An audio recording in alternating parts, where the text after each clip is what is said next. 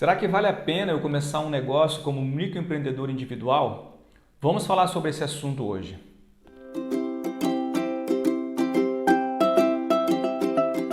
Olá, bem-vindos a mais um vídeo do canal Geração Contábil Jurídica. No vídeo de hoje, a gente quer abordar se vale a pena eu iniciar um negócio próprio como microempreendedor individual, o famoso MEI. Vamos ver as características, o que pode, o que não pode, o que deve ser observado, os cuidados que tem que ter para poder se formalizar nessa atividade. Mas antes, se você ainda não é inscrito ou inscrita no canal, se inscreva, ative as notificações, deixe os seus comentários nos nossos vídeos, compartilhe com quem você acha que pode se beneficiar desses conteúdos, para que a gente possa continuar trazendo aí temas relevantes para vocês. Muito bem, o que é o microempreendedor individual ou o MEI? É uma forma que o governo estipulou para que quem era autônomo, quem trabalhava por conta própria, pudesse se formalizar e se legalizar, tendo um amparo aí previdenciário. Então, uma lista de atividades foram incluídas dentre as permitidas para que se pudesse fazer a formalização pelo MEI. Então, hoje, qualquer pessoa que é autônoma, que tenha a sua atividade em casa, desde que a sua atividade seja permitida por lei, ela pode se formalizar nessa situação, ela vai estar legalizada e vai ter um benefício previdenciário. Ou seja, todo mundo que é MEI paga uma guia mensal e esse valor independe do valor que a pessoa faturar. Essa guia hoje ela está em R$ 56,00 para quem trabalha com atividades de comércio e R$ 60,00 para quem trabalha com atividades de prestação de serviço. E esse valor basicamente é como se fosse uma contribuição previdenciária. Logo, a pessoa que faz esse pagamento, ela tem lá acesso a um auxílio acidente, se precisar se afastar do trabalho, salário maternidade, se a mulher engravidar e tiver filhos, né? Então, ela passa a ter um amparo previdenciário, assim como contagem para tempo de aposentadoria. Esse valor que é pago por mês, ele serve também como tempo aí e uma contribuição previdenciária. Só que esse valor é sobre um salário mínimo, tá bem? Então, a mulher que se formaliza como microempreendedor individual, ela vai pagar esse valor por mês e quando ela precisar se afastar pela licença maternidade, ela vai ter um benefício de até um salário mínimo como uma contrapartida aí por esse momento que ela vai ter que se distanciar das atividades. Então, é algo vantajoso. Quem era autônomo antigamente não tinha essa opção ou ficava muito mais caro, né? O autônomo que não se formaliza como MEI, a contribuição previdenciária dele é de 20% do salário mínimo. Então, o valor é bem superior aos 56 ou 60 reais que se paga aí estando formalizado como MEI. Então, nesse aspecto vale a pena, tá bem? Agora, o que precisa ser observado quando eu vou me colocar, né?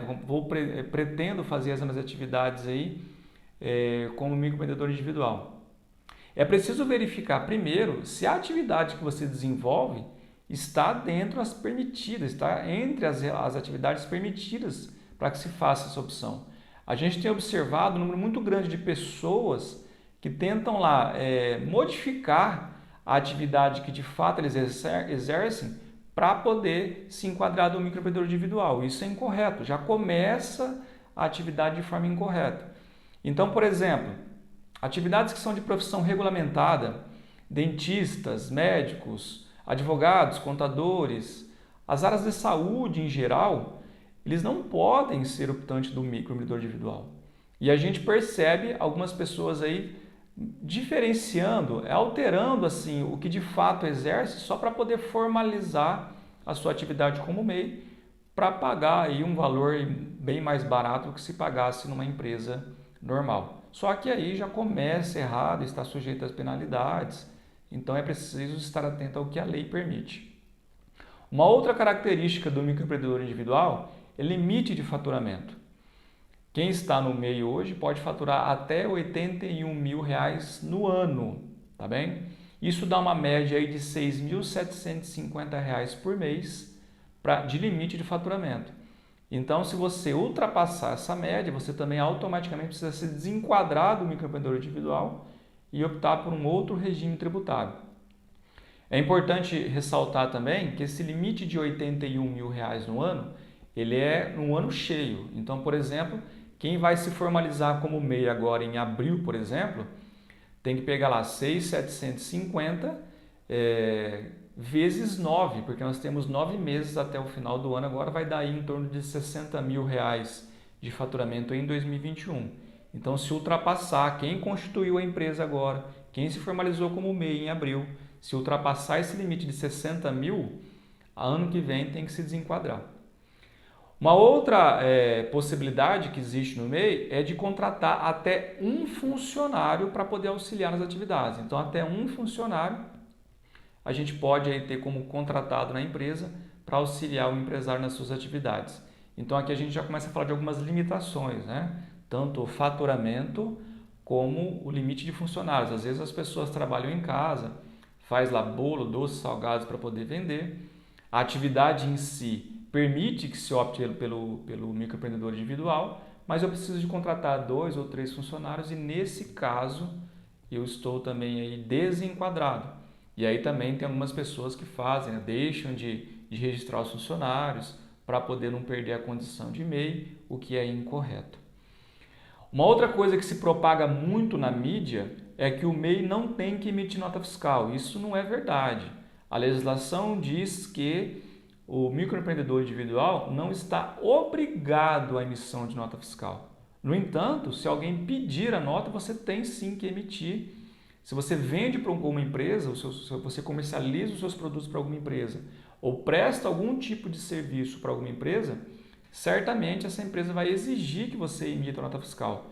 Isso passa mais segurança para você, para o seu cliente, mais credibilidade na venda dos seus produtos ou na prestação dos seus serviços. Então essa também é a opção, né? Enquanto uma pessoa é autônoma, ela não tem condições de emitir nota fiscal. Então às vezes as atividades, a comercialização dos produtos dela fica ali restrita, né, a algum grupo de pessoas. Quando você está formalizado como MEI, você tem a opção então de prestar serviços ou vender os seus produtos para outras empresas. Outro fator importante é o seguinte: a partir do momento que você tem um CNPJ, o MEI ele é um tipo de empresa, você vai ter um CNPJ. A gente sugere que você passe a ter os controles como se fosse uma empresa normal, como se fosse uma empresa aí de médio porte.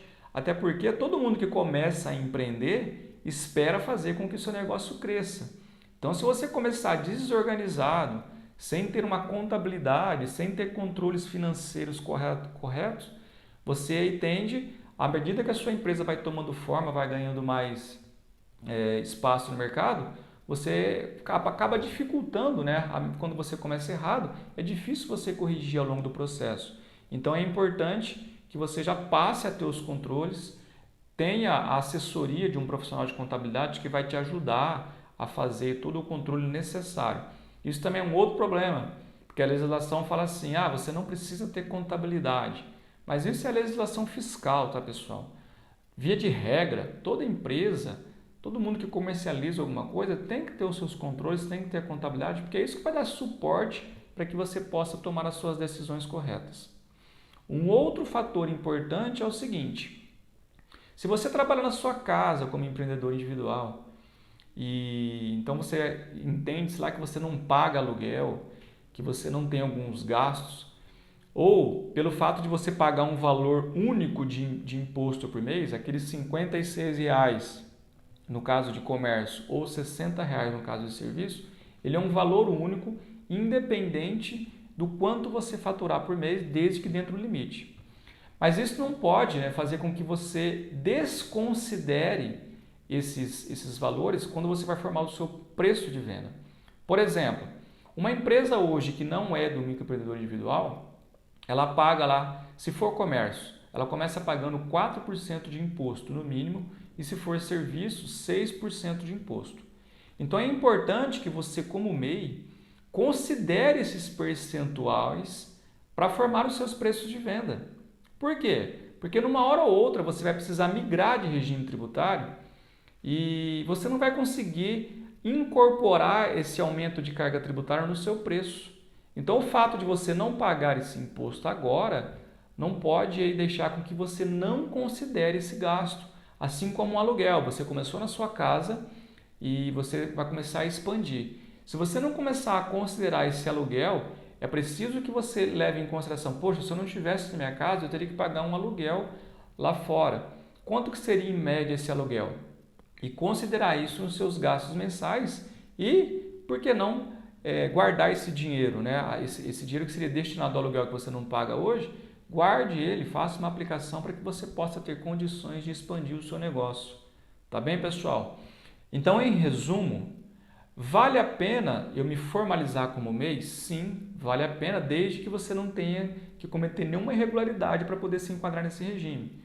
Desde que a sua atividade esteja permitida, de que os seus funcionários estejam dentro de um limite, que é até um funcionário, que o seu faturamento, que você não tenha que sonegar para poder ficar no faturamento permitido, aí, que é de R$81 mil no ano. Porque se você começar de forma errada, depois para corrigir isso é muito complicado, tá bem? Contar sempre com a ajuda de profissionais que te auxiliem, né? Tanto na parte de marketing como na parte de controle financeiro, tá bem? Isso é fundamental, porque certamente você está começando um negócio com a expectativa de crescer, gerar mais empregos, poder prosperar com o seu negócio, tá bem? Agora, um outro detalhe, tá bom? Você pode ter só apenas um MEI cadastrado no seu nome, você não consegue ter vários. Sendo MEI também, você não consegue ser sócio de outras empresas, tá bem? Então é preciso colocar tudo isso aí em análise antes de se optar por formalizar essa situação, tá bem? Mas para quem não tem empresa formalizada, para quem está trabalhando em casa, não tem um amparo previdenciário, sem dúvida alguma, é uma forma barata, é uma forma econômica de estar regularizado e com possibilidades aí de acesso a linhas de crédito, tá bem? De começar aí a esquematizar uma empresa normal, tá certo, pessoal? Se esse vídeo fez sentido para você, deixa aqui o seu like, deixe os seus comentários com alguma dúvida, com alguma sugestão de outros vídeos e compartilhe esse conteúdo com quem você acha que pode se beneficiar dele, tá certo? Um grande abraço e até o próximo vídeo.